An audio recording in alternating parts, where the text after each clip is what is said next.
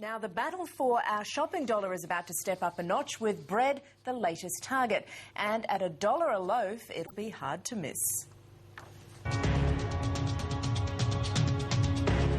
They're in a war.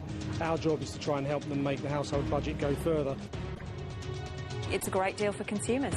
It's the ultimate supermarket special. Bread for $1 a loaf, about half the next cheapest price going round.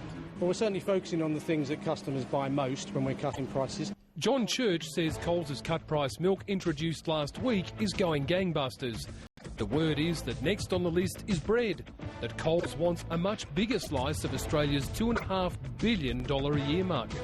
Well, it certainly is speculation. I can't tell you what we'll be cutting next. What I can tell you and tell our customers is that we will be cutting more prices. The other big guns are returning fire. Over the course of the last 12 months, we've actually reduced the shelf price of over 4,000 items in the supermarket. No details yet, but Claire Buchanan guarantees a response from Woolworths, not just with lower bread prices, but other staples too. There's a lot of competition going on in the supermarket business, not just between the big two, but amongst independents, Aldi, Franklin's. It's a war to win the hearts and minds of Australia's customers. Brian Walker from the Retail Doctor reckons supermarkets are willing to suffer short-term profit pain for long-term gain, with what are known as doorbuster specials. They're offering discounts on staples and their own home brand products. But what they want you and I to do, of course, is to go into the supermarket. I'm fairly confident they're not making money on these. In fact, quite the opposite. Yeah, there is a question mark as to how the smaller independent retailers are going to cope with these sustained or potentially sustained low prices. Ingrid Yost from Choice thinks selling bread for less than it costs to make doesn't make sense, unless shoppers fill their trolleys with other items as well. It's good news for consumers that some of the key staples are at significantly reduced prices, but on the flip side, we could see some price increases in other areas of the supermarket. Now, it's hard to argue that getting this much bread and change from $20 is anything but a bargain. But some retail experts say that supermarkets may be giving with one hand, but they're also taking away with the other. And far and away, the worst example of that is fuel prices. Those discount coupons have been around for 15 years now. Great when petrol cost under $1 a litre. But now? Some days of the week they're actually not worth the paper they're printed on. David Cummings, an independent fuel price watcher who says the rules have changed and we're the losers.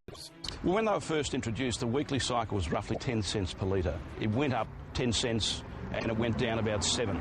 Now, what happened now is that the increase is roughly 17 cents. Why are they so popular if we're not getting a good deal? Oh, look, it's a bit of a con. It's been the biggest con of the century you could ever see with these things. Supermarkets have such a big share of the fuel market these days, they've got us over a barrel. There is no external reason why we should be paying $1.43.9 for petrol around Australia at the moment. Fuel Track boss Jeff Trotter says independent stations simply follow the weekly price fluctuations as set by the supermarkets and make a mozza when fuel's at its most expensive. We see a very strong connection between the extraordinary low discounts that are being offered on bread and milk and the extraordinary high profits that the same grocery retailers, principally Shell, Coles and Caltex Woolworths, are attempting to make in the retail petrol market over the weekend. Well, the price is way too high. They don't need that sort of margin. In other words, enjoy the savings on the swings, just don't get stung on the roundabouts. We should see it for what it is. It's a commercial enterprise looking to grow its revenue, its customer counts and its profitability. And for the record, Coles says its petrol stations do not subsidise shelf prices in any way, but are simply reflections of the current oil market.